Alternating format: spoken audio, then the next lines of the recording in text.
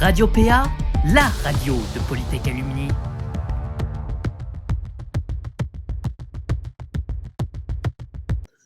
Bonjour à tous et bienvenue sur Radio PA, la radio de Polytech Alumni. Aujourd'hui, on va parler reconversion, puisqu'une grosse, pas une grosse, mais une partie en tout cas de nos alumni se reconvertissent après leur diplôme d'ingénieur. Et on va parler en particulier du métier de producteur de vidéos. Aujourd'hui, on accueille Romain, qui a créé Nox Création, à qui on doit le joli générique du début, et Mehdi, qui a créé InnoProd. Donc Mehdi, comment est-ce qu'on passe de ingénieur à producteur de vidéos? Alors, pour la petite histoire, j'ai été diplômé du coup STE à Polytech Montpellier, donc en 2017, donc promo 2014-2017. Suite à mes études, mon stage, etc., j'ai été embauché à Toulouse, donc j'ai été embauché dans une entreprise de BTP qui s'appelait Tendex. J'ai travaillé pendant à peu près 4 ans.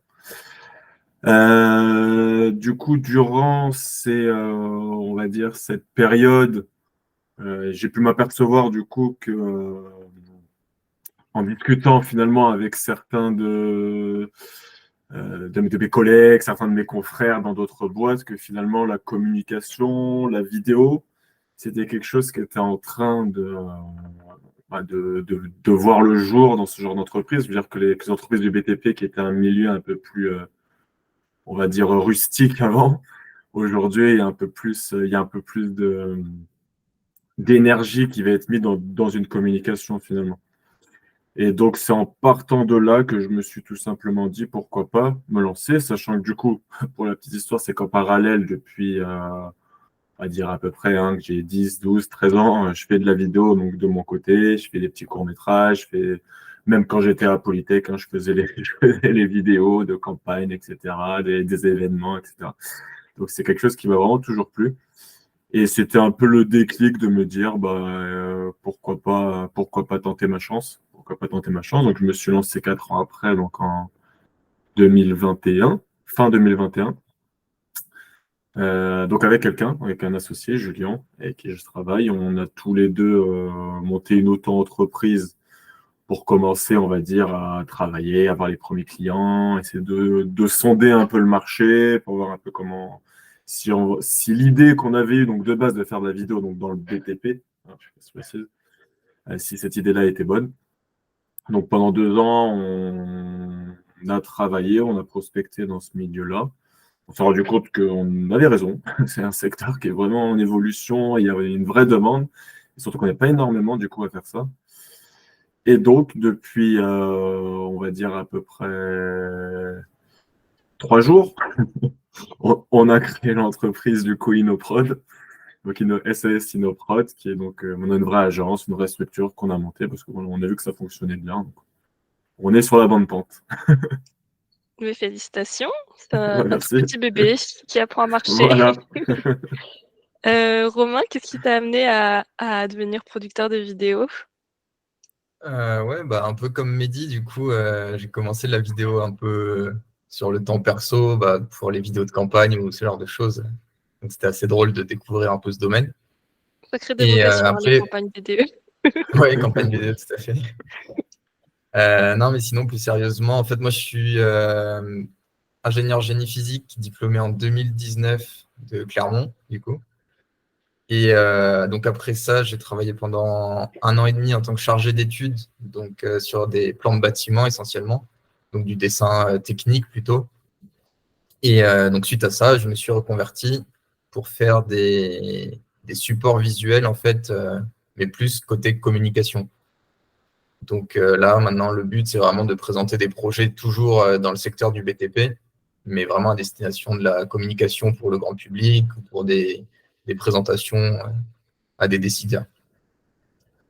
Donc voilà un petit peu. Donc les logiciels et les façons de fonctionner. Alors les façons de fonctionner sont un petit peu similaires dans tout ce qui est gestion de projet, par exemple. Les logiciels sont un petit peu différents, mais les concepts fondamentaux derrière, il y a quand même beaucoup de physique qui se retrouvent, même si c'est un peu des domaines un peu plus artistiques. Il y a quand même pas mal de techniques derrière. Et vous avez tous les 2 choisi de créer votre propre entreprise. Pourquoi? Est-ce que vous auriez pu rejoindre une entreprise qui faisait déjà de la vidéo, par exemple? Oui et non. C'est-à-dire que c'est vrai que sans expérience, déjà, je pense que c'est plus compliqué, donc notamment quand on n'a pas fait de formation, hein, quand on se reconvertit et qu'on n'a pas poursuivi un cursus un peu plus classique, je pense que c'est un peu plus compliqué d'être embauché. Et c'est surtout que on n'a pas forcément des vidéos professionnelles à montrer, vu qu'on n'a pas encore travaillé, on n'a encore rien fait, quoi. C'est assez compliqué. C'est un Donc côté c'est une pratique. façon oui, c'est une façon de créer sa propre opportunité au final. Ah, c'est ça. C'est qu'en Ouais. fait, on se dit que grâce à la création, enfin, voilà, on est un peu maître de son destin.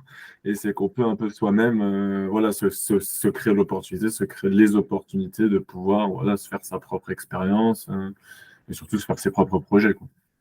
Après, ouais, ça reste assez spécifique du coup, donc vraiment la création de vidéos dans le domaine du BTP, c'est déjà très pointu Mm. comme sujet. Si en plus tu te cantonnes à un secteur géographique, ça devient vite très, très limité. Je le trouvais, Donc, ouais. l'avantage de monter sa boîte, bah, c'est que tu crées ton poste, quoi. Donc, c'est un truc sur Mm. mesure pour toi.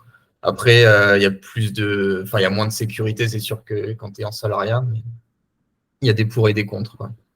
T'as la liberté, mais t'as pas la sécurité. Vous m'avez aussi parlé de la liberté de choisir ses clients et donc comment est-ce qu'on crée sa base de clients? Parce que c'est quand même une des premières étapes, quand on crée son entreprise, c'est de trouver ses clients au final. Ouais, ouais, bah, du coup, bah, moi, je suis en plein dedans, en fait, parce que ouais, je l'ai pas dit tout à l'heure, mais donc, Nox Création, c'est une micro-entreprise, donc unipersonnelle, je suis tout seul. Et en fait, bah, là, ça fait 2 ans officiellement que je suis à ce statut-là.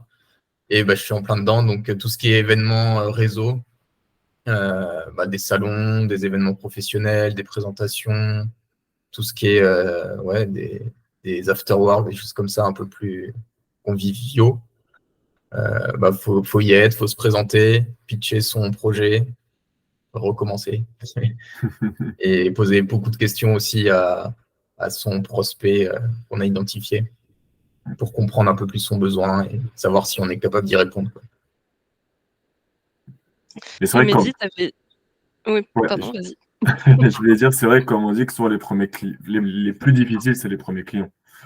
C'est les plus durs à voir. C'est sûr que on va dire au bout d'un moment, finalement, quand on commence à avoir un ou deux ou trois clients, il y a aussi beaucoup de bouche à oreille qui va jouer. Le fait que certains clients nous recommandent à d'autres, etc. Le fait de la visibilité, on a de la chance d'avoir je pense qu'il y a peu de métiers comme ça où on peut vraiment montrer ce qu'on fait. Et ça, c'est un gros avantage, hein, comparé à dire un métier d'ingénieur un peu plus classique qui va être technique, etc. Bah, quand on passe un entretien d'embauche ou autre, bah, c'est compliqué de pouvoir montrer exactement ce qu'on sait faire. L'avantage de la vidéo ou de ce que fait Romain, bah, c'est qu'on peut le montrer. Donc finalement, les clients avec qui on va le travailler, bah, eux vont les partager sur les réseaux, etc. Et du coup, ça va te donner de la visibilité. Et du coup, on a déjà eu des contrats, des clients qui sont venus vers nous en ayant vu justement nos créations. Et donc, c'est pour ça que forcément, c'est un peu on va dire un engrenage, mais il faut le commencer, quoi. Il faut bien débuter quelque part. Donc, forcément, les plus compliqués, c'est les premiers clients. Après, ouais, ce principe-là, du coup, dans notre domaine, je pense qu'il joue beaucoup sur le fait que bah, c'est un peu plus facile de se reconvertir dans le sens où si tu arrives à te former toi-même et à faire tes premiers travaux qui sont qualitatifs, il n'y a pas besoin d'une formation, d'un On va diplôme pas te officiel. demander un diplôme, ouais, c'est ça. Ouais. Les gens, ils vont voir le showreel ou enfin, tes travaux, quoi, et ils vont dire, ah oui, il est capable de faire ça, et ils vont pas te demander le diplôme derrière, quoi. Et Mehdi, tu avais déjà un pied dans le BTP avec ton DUT, Ouais. et derrière, tu as aussi développé des contacts, j'imagine, dans ton école Oui. d'ingénieur. Et quelle est en fait la place que joue Polytech ou le réseau Polytech dans le développement de ton réseau et peut-être de ta prospection? C'est vrai qu'au début, la formation, on va dire les années d'expérience que j'ai pu avoir, c'est vrai que ça m'a permis, on va dire, d'avoir un certain carnet d'adresses. des contacts que j'ai rencontrés, soit dans le cadre de la formation, mais soit dans le cadre de mon expérience professionnelle en tant qu'ingénieur. Et c'est bien sûr ce premier carnet d'adresses et ces premiers contacts que j'avais au début qui m'ont permis, pour certains, d'avoir mes premiers clients. C'est déjà des contacts. Et comme j'ai dit tout à l'heure, avant de me lancer, j'ai un peu sondé. C'est pas un choix que j'ai fait comme ça en 2 secondes en me disant je quitte tout et je vais faire de la vidéo. J'ai vu ça, j'avais réfléchi ça faisait bien 1 an, 2 ans de réflexion en me disant est-ce que c'est possible, est-ce que c'est bien. Alors là où j'ai passé aussi la licence de pilote de drone, en disant que ça pourrait être vraiment utile, etc. quoi. Justement, qu'est-ce qui vous différencie sur le marché des autres producteurs de vidéos? Donc toi, tu parlais justement de ta formation en drone, par exemple. Qu'est-ce que ça apporte? Ce qui va pour dire la formation de drone, elle nous apporte beaucoup parce que forcément, notamment dans le secteur du BTP, on ne fait pas que du BTP, mais on va dire 60-70% c'est du BTP. Forcément, les chantiers vont être de grande envergure, ça va être souvent des gros sites, etc. Donc forcément, le fait d'avoir des visuels en images aériennes, le fait d'avoir des images aériennes, ça permet, on va dire, vraiment de mettre en valeur le chantier dans son intégralité. Et donc c'est pour ça qu'on s'est dit que forcément, passer la licence, passer le permis drone en France, ça peut être une bonne idée. Donc pour avoir, c'est un permis qui se passe, n'importe qui peut le passer. Donc il y a une partie, on va dire, théorique et une partie pratique, un peu comme le permis de conduire un peu classique. Et la partie théorique, c'est vrai que j'étais un peu étonné parce qu'il y a énormément, on va dire, de notions très techniques. Donc que ce soit en météorologie, il y a de la radiologie, enfin il y a beaucoup de physique, beaucoup d'éléments qui, je pense que ça va être très compliqué pour finalement quelqu'un qui sort un peu de nulle part de passer ce genre d'examen parce que c'est très technique. Donc finalement, aujourd'hui, le fait d'avoir eu un diplôme d'ingénieur, c'est sûr que ça m'a beaucoup aidé sur ça, à pouvoir avoir ce diplôme de drone. Et après, pour répondre du coup à ta première question de qu'est-ce qui nous différencie, parce que du coup, mon associé Julien est aussi un ingénieur, mais n'est pas un ingénieur du réseau Polytech, mais c'est quand même un ingénieur. C'est vrai que finalement, avoir cette double casquette ingénieur et on va dire créateur, vidéaste, réalisateur, ça plaît beaucoup parce que on va dire ça apporte de la sérénité, je pense, quand on contacte un client, quand on travaille un client, et ça apporte aussi beaucoup de crédibilité. C'est-à-dire que quand un client va nous exposer un projet, va nous exposer que ce soit, on va reprendre l'exemple du BTP, mais on va dire des techniques qui vont être utilisées sur des chantiers, des matériaux utilisés, du matériel spécifique qui va être utilisé, on va être facilement plus à même à le comprendre. Étant donné qu'on est plus à même à le comprendre, on va plus facilement savoir comment le mettre en valeur. Et c'est pour ça que souvent, c'est une casquette qu'on va en discuter avec des clients. Voilà, ça joue beaucoup d'avoir la double casquette et ça rassure, surtout dans un secteur aussi, un secteur comme le BTP, qui va être ultra pointilleux sur la technique, sur la sécurité, sur tout ça. Et, généralement, ils ont peur de laisser rentrer n'importe qui sur un chantier. Alors que quand ils savent que c'est quelqu'un qui a déjà travaillé, qui a fait des études d'ingénieur, forcément, ça rassure beaucoup un client. Ça donne confiance, oui. Voilà. Romain, c'est quoi ton ressenti? L'aspect technique, c'est en fait quand tu parles à des gens qui te ressemblent déjà, ça se ressent direct et le feeling passe beaucoup plus vite. Et comme tu disais, Mehdi, il voit de quoi tu parles, tu comprends un peu plus vite les concepts techniques que tu dois représenter après en image. Et ça, forcément, ça se ressent dans les discussions et même dans le suivi de projet, quoi. Est-ce que vous pouvez présenter vos entreprises respectives et un petit peu quel type de vidéo vous faites? Romain, si tu veux commencer? Ouais. Alors, en fait, moi, du coup, je fais des vidéos et des images en images de synthèse. Donc, c'est-à-dire que en fait, j'ai pas du tout de caméra. Je fais tout avec l'ordinateur. Donc, c'est comme des dessins techniques, en fait, sauf qu'à la fin, le but, c'est d'être photoréaliste. Donc, pour les entreprises, l'avantage, c'est de représenter des projets, soit de bâtiments, soit de matériel qui sont à la phase de conception encore, notamment. Donc, le but, c'est d'expliquer, de montrer, de projeter le spectateur dans un environnement. Et du coup, pour les présentations, ça fait beaucoup plus forte impression que juste des plans techniques dessinés, quoi. Voilà. Mehdi? Et du coup, pour notre part, nous, du coup, on fait de la réalisation de vidéos, on va dire, clé en main, c'est-à-dire de A à Z. Donc, on va jusqu'à l'écriture, la préparation du projet avec le client, le tournage de la vidéo et le montage final. Mais c'est souvent, on va dire, de la vidéo qui va être utilisée dans un cadre de communication, en gros, sur les réseaux sociaux. Pour reprendre un exemple, pour reprendre le secteur du BTP, ça va être par exemple la présentation d'un chantier. Donc, venir une fois avant, une fois au milieu, 2 fois au milieu, 3 fois au milieu, une fois à la fin. Avoir un interview du conducteur de travaux, du directeur, etc., du client, du projet en général, etc. Et c'est en gros de présenter un projet. Donc souvent, quand on nous appelle, c'est pas pour pour des chantiers un peu classiques, ça va être pour soit un chantier où il y a une technicité ou une technique particulière importante, soit un ouvrage qui va être important. Un ouvrage qui est peu commun et qui est souvent et qui met en valeur l'entreprise pour qui on fait la vidéo. Et petite question, comment est-ce qu'on choisit le nom de son entreprise? Au hasard. Non, en vrai, pour notre part, vraiment, nous, on voulait qu'on nous situe assez facilement dans le côté production, donc on a mis prod. On appelait ça InnoProd, I2NO, parce que ça sonnait. On voulait vraiment un nom d'entreprise qui fasse moderne, qui ait aussi ce côté un peu rassurant. Donc le fait inno pour innovant, innovation, donc InnoProd, ça sonnait bien. Et puis c'est un nom qui est assez facile à retenir. Et puis même c'est un nom, quand on l'entend, on se dit tiens, je l'ai déjà entendu quelque part, alors que des fois c'est pas vrai, mais c'est un nom qui parle. Pas mal. Ouais, non, moi j'avais vérifié 2 petits trucs avant de choisir le nom. En fait, j'avais dans l'idée de faire un site internet, déjà site vitrine, pour montrer mes travaux. Donc déjà bien vérifier que le nom de domaine du site internet avec le nom que vous choisissez est bien libre.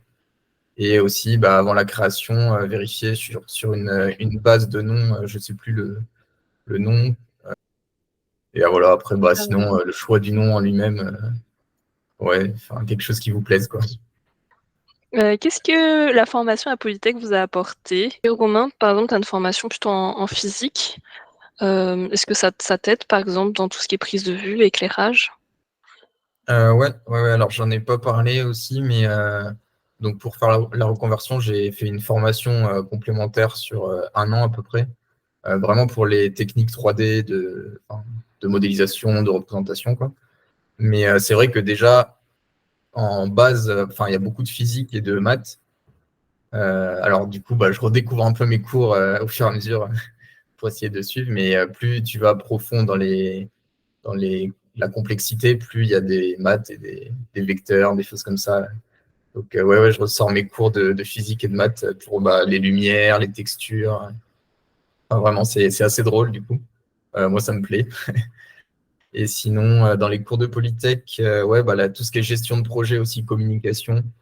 Bon, c'est peut-être un peu bateau des fois les cours, mais en vrai, il y a toujours tout ce qui est objectif SMART, les deadlines, la gestion de projet, gestion du client et tout.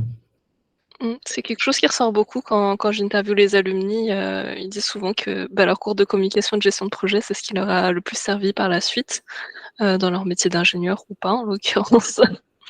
Et donc, une petite question pour terminer. Quel conseil est-ce que vous donneriez à un élève Polytech ou quelqu'un qui vient d'être diplômé de Polytech, qui a envie de se reconvertir et peut-être suivre ses passions? Ouais. Alors, du coup, moi, le vrai conseil que je pense qui a le plus de valeur, c'est vraiment de s'entourer, de se former.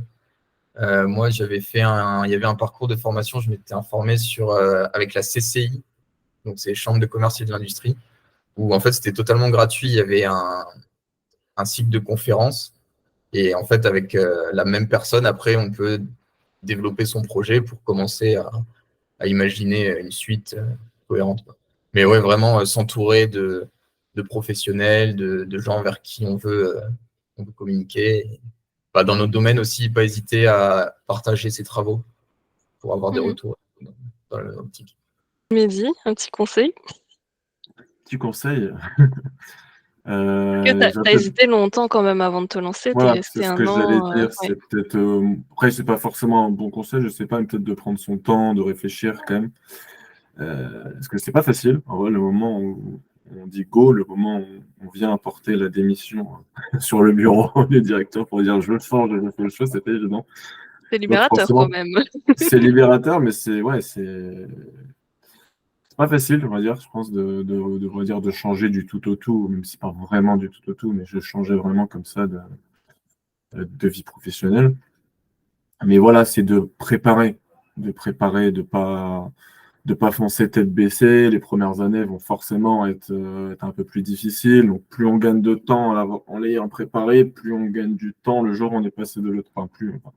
Moins les premières années sont difficiles quand on passe de l'autre côté, quoi.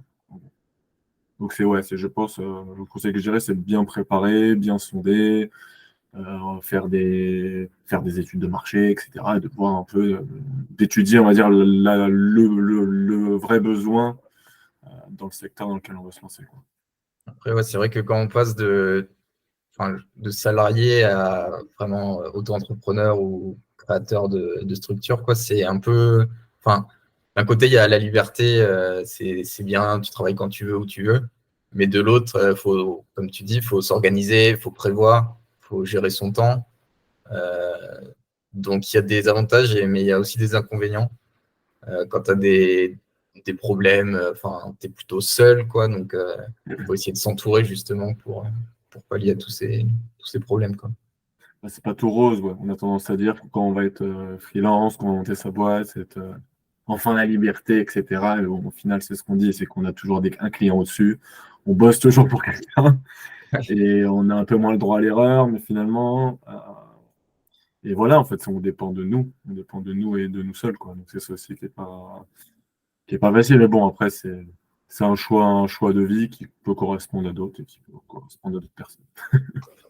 Pour l'anecdote, moi, j'avais par exemple un client, j'avais envoyé une proposition et il m'a signé donc l'accord, le devis signé la veille de mon départ en vacances. Donc là, tu te dis, bon, il faut, on va pas passer des bonnes vacances, quoi. Voilà. C'est Ouais, vrai qu'on parce se rend qu'il- compte. Ouais, ce que je veux dire, Vas-y. c'est on se rend compte qu'on prend. Moi, je me suis rendu compte que je prends bien moins de vacances que quand j'étais salarié, par exemple. On se dit souvent quand on sera en freelance, on sera plus tranquille, on partira. Finalement, on se rend compte que quand on fait le bilan à la fin de l'année, qu'on a pris bien moins de vacances, bien moins de congés que que quand on était salarié, quoi. Ouais, au Après, ouais, c'est final, il y a ça aussi. beaucoup de gens qui Ouais, se tournent pardon. vers ces profils, enfin ces statuts d'indépendants, qui pensent qu'ils auront peut-être un meilleur équilibre vie privée, vie pro. Et au final, il y Par a peut-être contre, ce oui. petit piège. Après, c'est vrai que c'est plus facile quand même, c'est vrai, d'aménager sa vie Ouais. personnelle de sa vie professionnelle. Je parle là, moi je parle de vacances, vraiment on va dire, de temps, de frais de pause, plusieurs jours. Mais c'est vrai qu'on va dire sur une semaine un peu classique, bah, c'est plus facile d'aménager sur ses activités personnelles, sur Mhm. sa famille, sur tout ça. On va dire vraiment d'aménager son emploi du temps un peu comme on veut. Bon, il y a des exceptions. Pour nous, on a forcément des jours de tournage qu'on ne peut pas bouger. Mais tout ce qui est travaux de post-production sur ordinateur, c'est vrai qu'on peut plus facilement aménager son emploi du temps. Après, c'est vrai que ouais, niveau visibilité, moi, tu vois, j'ai pas beaucoup de visibilité. Enfin, ça dépend de la charge de travail que j'aurai, que je connais pas encore. Donc, Mhm. c'est sûr que pour planifier des vacances à 6 mois, c'est compliqué, quoi. Ouais. Mais après, oui, c'est sûr que dans la vie de tous les jours, si c'est pas une période de rush, enfin, je fais les horaires un peu que je veux, quoi. Et qu'est-ce qu'on peut souhaiter à vos entreprises respectives? Ça fonctionne, Que ça fonctionne, que ça grandisse. que ça grandisse et qu'on aille le plus loin possible. Yes. Ouais, bah, Mais, de grandir, de continuer des collaborations, découvrir de nouveaux domaines. mais on va clôturer cette émission. Merci à tous les deux d'avoir participé. Vous pourrez retrouver les informations sur l'entreprise dans la description. Et on se retrouve à bientôt, peut-être pour une autre émission. Au revoir. Ah, Au revoir. merci, au revoir.